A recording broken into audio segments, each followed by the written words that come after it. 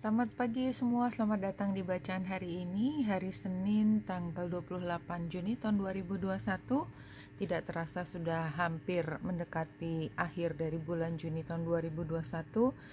Dan kebetulan sejak tadi saya tunggu sudah sekitar lebih dari 5 jam untuk aplikasi yang biasa saya gunakan di tengah itu tidak bisa terbuka, padahal di situ ada beberapa deck. Maka saya memutuskan untuk mulai dari astrologi sebagai bacaan di awal. Ambil hanya jika resonate, silakan lihat description box di bawah video ini.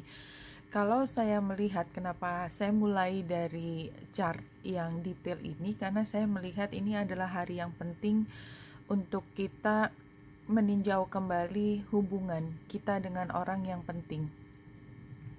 Apapun yang ada kaitannya dengan perjanjian, yang kita punya sejarah panjang, dan sejarah itu menunjukkan bahwa banyak sekali yang masih harus diperbaiki, dan sumber dari masalah itu adalah ketidakmampuan masing-masing pihak untuk melihat ini sebagai hal yang positif. Jadi energinya sangat agresif, dan itu tidak bisa disalahkan ya. Artinya memang yang namanya interaksi dalam hubungan itu selalu timbal balik.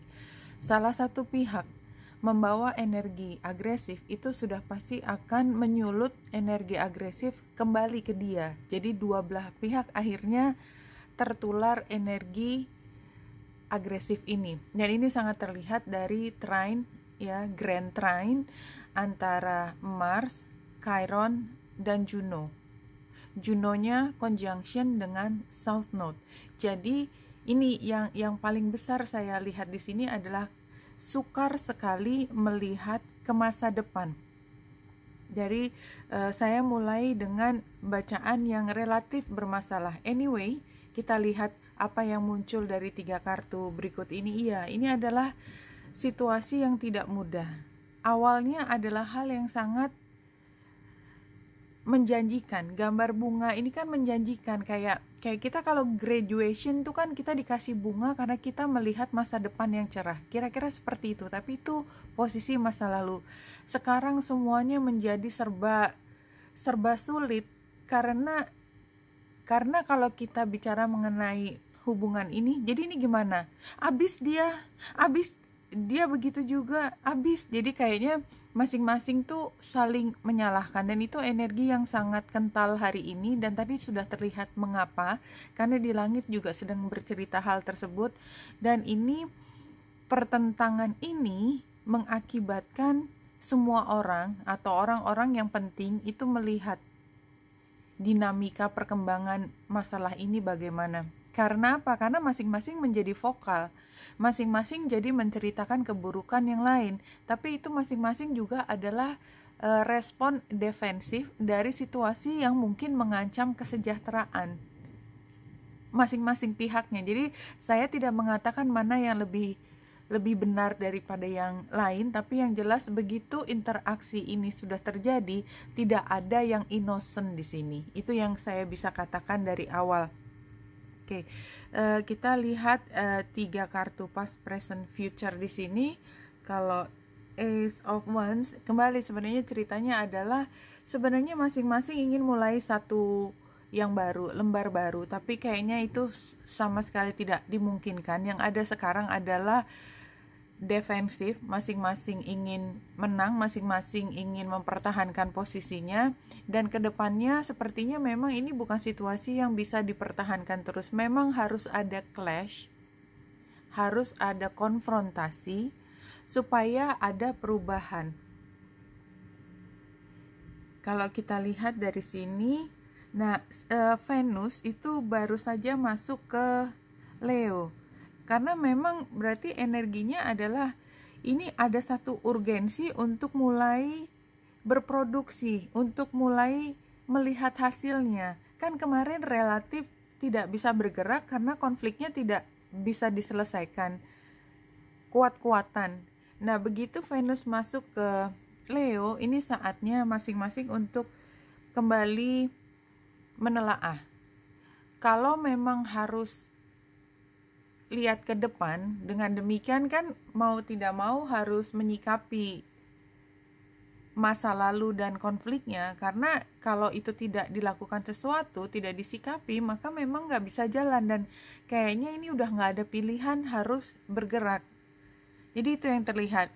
Namun demikian kita lihat bahwa yang energinya banyak dikenai adalah justru si Marsnya. Jadi memang kayak energi kemarahan, energi persaingan ini memang harus ditilik lebih dalam lagi. Mengapa? Karena harus kembali membuka sejarahnya supaya bisa melihat ke masa depan. Dan kalau kita lihat Mars juga oposisi dengan Saturnus yang retro, maka ini bisa dibilang akhirnya satu-satunya rujukan untuk melihat atau mencari solusi adalah hukum, aturan, kebiasaan, tokoh yang paling penting, tokoh yang menjadi penengah. Tidak ada jalan lain. Harus dengan sistem voting atau sistem semua hal yang memang keputusannya berakhir tidak dibikin bolak-balik lagi, seperti apa keputusan juri, apa keputusan hakim. Itu kan nggak bisa ditanya jawabkan kalau sudah ketok palu. Seperti itu. Dan kalau kita lihat di sini memang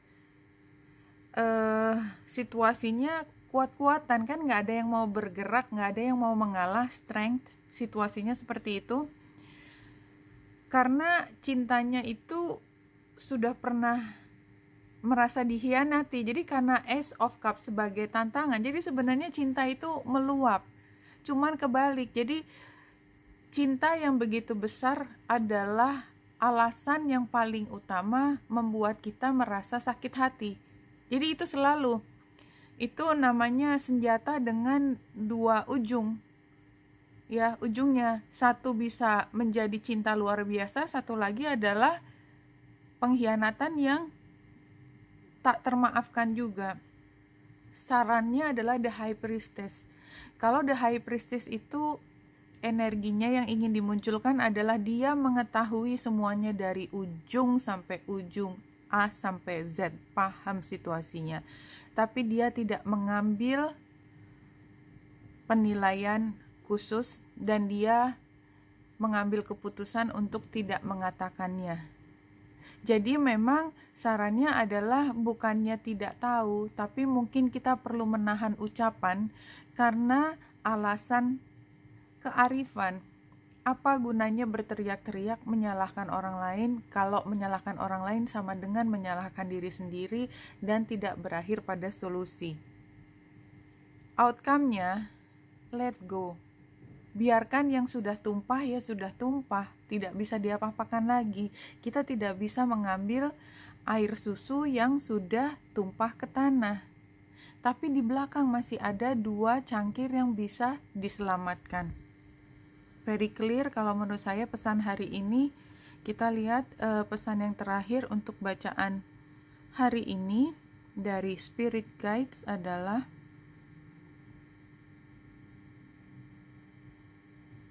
accepting differences while sincerely wanting the highest good for all is the only way you will ever ensure a truly connected world.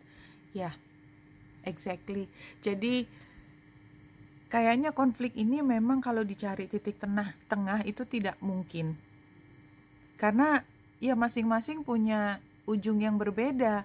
Untuk bergerak ke tengah itu masing-masing itu terlalu jauh, terlalu banyak yang dikorbankan, tapi nggak ada pilihan. Nah, kalau masing-masing setuju untuk tidak setuju, minimal masing-masing melihat keunikan dari orang lain, perbedaan, dan melihat bahwa ini memang belum selesai, tetapi setuju untuk melangkah ke hal selanjutnya, apapun dasarnya, maka sebenarnya yang dicari adalah the highest good-nya tadi, the highest good for all. Siapa sih sebenarnya yang perlu diselamatkan? Barangkali tidak ada di antara dua belah pihak itu, tapi ada pihak ketiga yang harus diselamatkan. Fokus ke situ.